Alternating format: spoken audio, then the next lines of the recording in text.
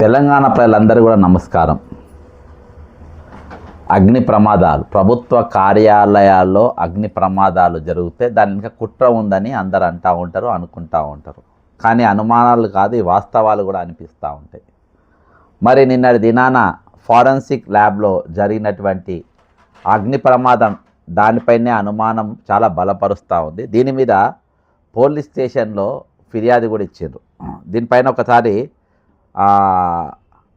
Police స్టేషన్కి ఇచ్చిన ఫిర్యాదు కాపీ 7/2/2026 అంటే నిన్న రోజున ఇచ్చిన ఫిర్యాదు to the station officer, house officer, Nampally police station, Hyderabad. Complaint regarding the fire incident at TGFSL Hyderabad on 7/2/2026. Respected sir, I P. Srinivas Reddy, Inspector of Police, presently working at Telangana Forensic Science Laboratory, Hyderabad, hereby submit this complaint regarding a fire incident that occurred in TGFSL premises. Okay. On 7/2021 around 10 AM అంటే పొద్దుగాల 10 గంటలకు జరిగిందండి, ఇది రాత్రి కాదు, పొద్దుగాల 10 గంటలకు. while I was on my way to the office, I received a phone call from Sri Sai Krishna, class 4th employee working in the computer forensic laboratory, TGFSL Hyderabad. He informed me that heavy dark smoke had filled the computer forensic lab's property room, which is adjacent to the computer forensic lab located on the first floor in the FSL building, and that the smoke was spreading in other rooms. Immediately, I instructed him to inform the fire department.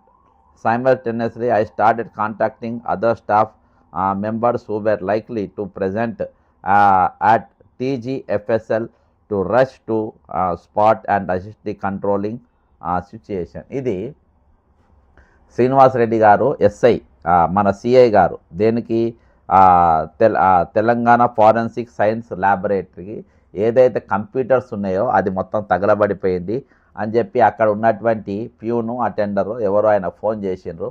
Phone చేస్తే దీనిపైన ఇమీడియట్గా మీరు మన ఏది fire 100కు phone, అదే మన fire ఇంజన్కి phone చేయండి, వాళ్ళు వస్తారని చెప్పిండ్రు. అంతేకాకుండా వేరే వాళ్ళు మాట్లాడినా అని చెప్పేసి ఇక పోలీస్ కంప్లైంట్ ఏ చిన్న కింద చాలా విషయాలైనా జరగడం జరిగింది.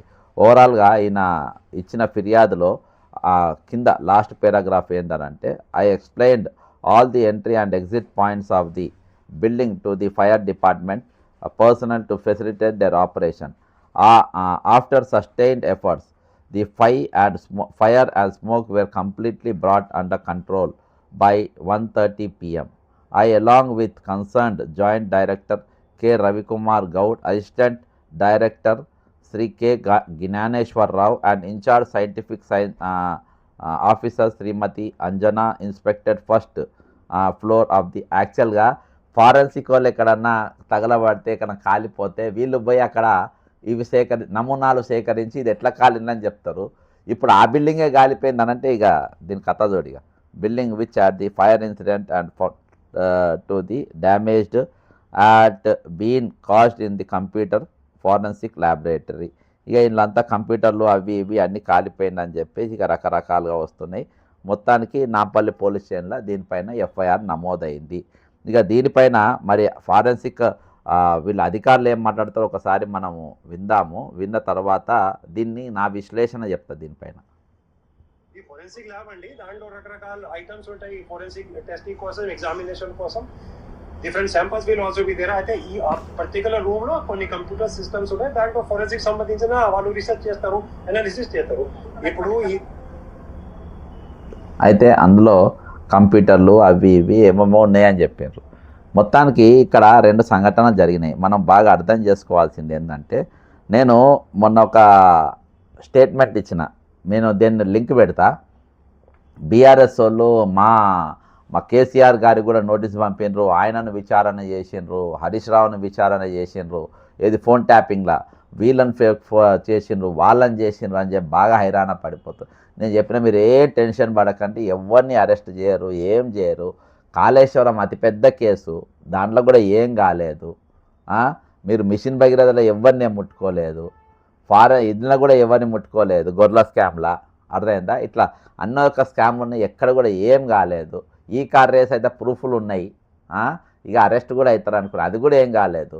ఈ ఫోన్ ట్యాపింగ్ కూడా ఏం కాదు, మీరు సైలెంట్గా ఉండే, వీళ్ళంతా సిండికేటు, వీళ్ళు ఏదో ఒకటి చేస్తారు, మొత్తానికి బయటపడతారు, ఏం కాదు అని చెప్పి నేను వాళ్ళకు సూచించడం జరిగింది. అయితే మొత్తానికైతే ఫైనల్గా జరిగింది ఏంటంటే వాళ్ళు ఈ ఇవాళ జరుపుకున్నట్టు కాలిపోయినాయి. ఇక బీఆర్ఎస్ వాళ్ళు ఏం ప్రచారం చేస్తున్నంటే ఆయన ఓటుకు నోటుకు సంబంధించిన ఇవి ఉన్నాయి, ఆ రికార్డ్స్ ఉన్నాయి, అవి కాలబెట్టనికి అని చెప్పి దాని మీద ఈయననే చేయించుకున్నాను.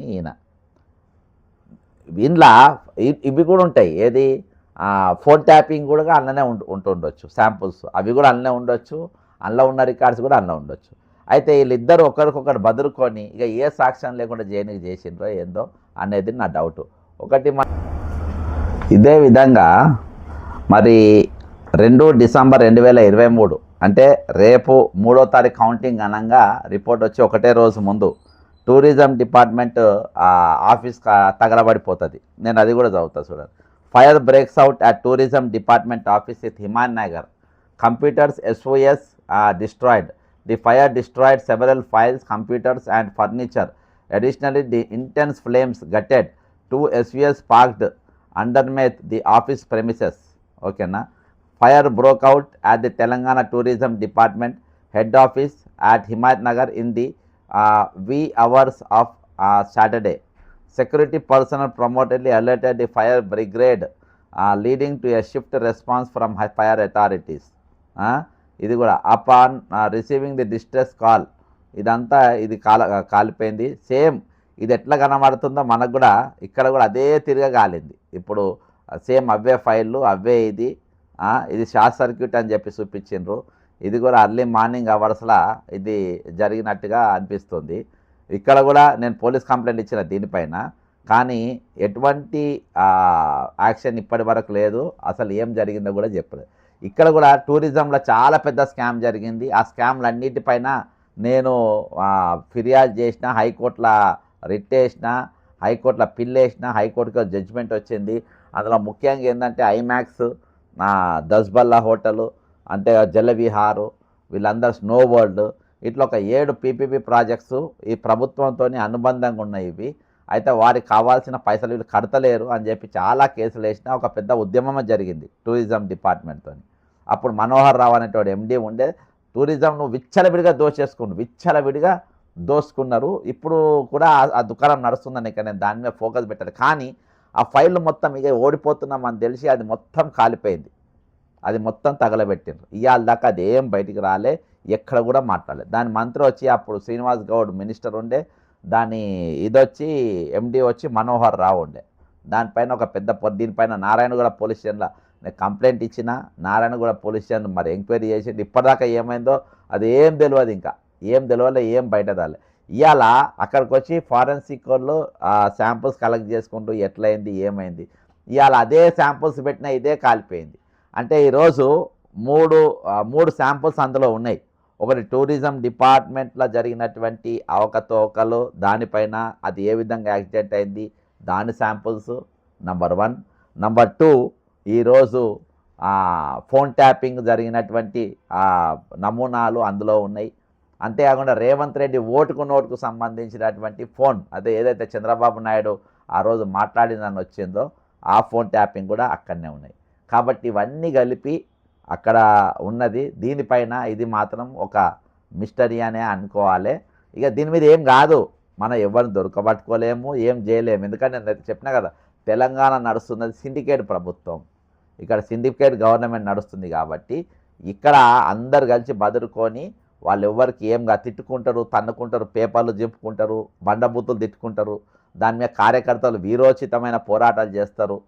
కానీ ఇక్కడ పిచ్చోళ్ళు ఎవరంటే కాంగ్రెస్ కార్యకర్తలైనా బీఆర్ఎస్ కార్యకర్తలైనా వీళ్ళైనా వాళ్ళు పిచ్చోళ్ళు. కానీ ఈరోజు వీళ్ళందరూ కూడా సైలెంట్గానే ఉంటారు. అందుకని ఇవాళ ఎంత పెద్ద స్కామ్ జరిగినా ఎవరు అరెస్ట్ కాలే, ఏం కాలే. నేను ఆ రోజు కూడా చెప్పిన, బీఆర్ఎస్ కార్యకర్తలు దయచేసి మీరు హైరాణ పడకండి, మీరు ఏం టెన్షన్ పడకండి, బ్రహ్మాండంగా ఉంటారు, ఏం కాదు. టూరిజం ఆఫీస్ కాలిపోయింది, ఏం కాలేదు, అర్థమైందా? ఇప్పుడు ఇద్దరి కూడా అక్కడ రెండు రికార్డ్స్ కూడా అక్కడనే ఉన్నాయి.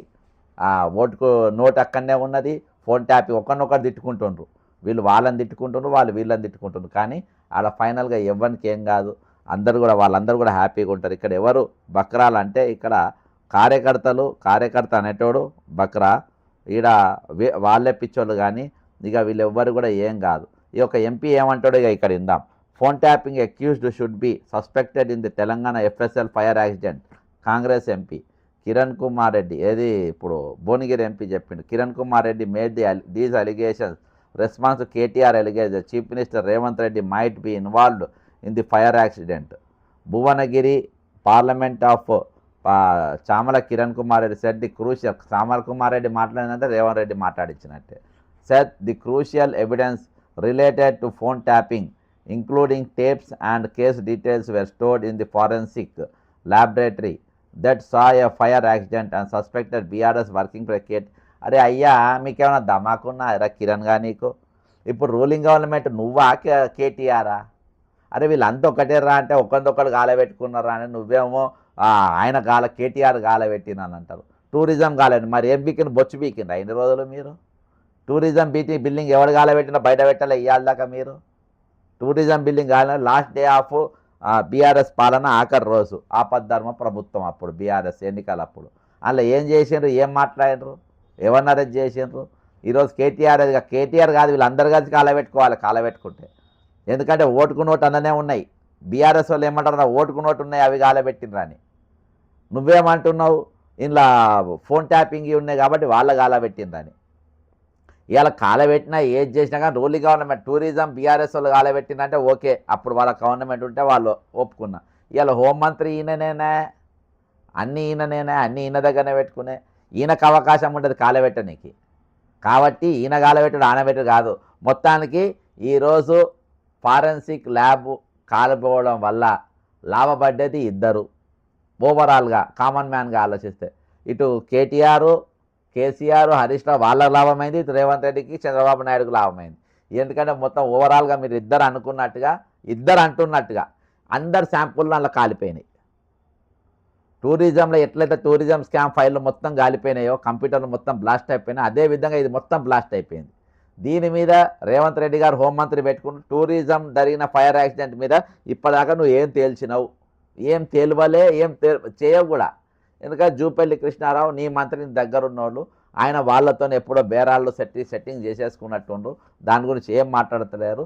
టూరిజంని త్వరలో దాని చిట్టా మొత్తం త్వరలో నేను నిప్పుతా, కానీ అందులో ఏం జరగలేదు, ఏం మాట్లాడలేదు. మొత్తానికి అండ్ల స్కామ్ కుంభకోణాలు మూసేసిండ్రు. ఇలా ఇద్దరు కూడా మూసుకున్నారు. కాబట్టి మీరు అందరు కూడా హ్యాపీ, మీరు ఎవరు కూడా ఏం కాలేదు. వీళ్ళందరూ మీరు ఒకళ్ళొకరు తిట్టుకొని మమ్మల్ని జనాలను పిచ్చోళ్ళని చేయకండి.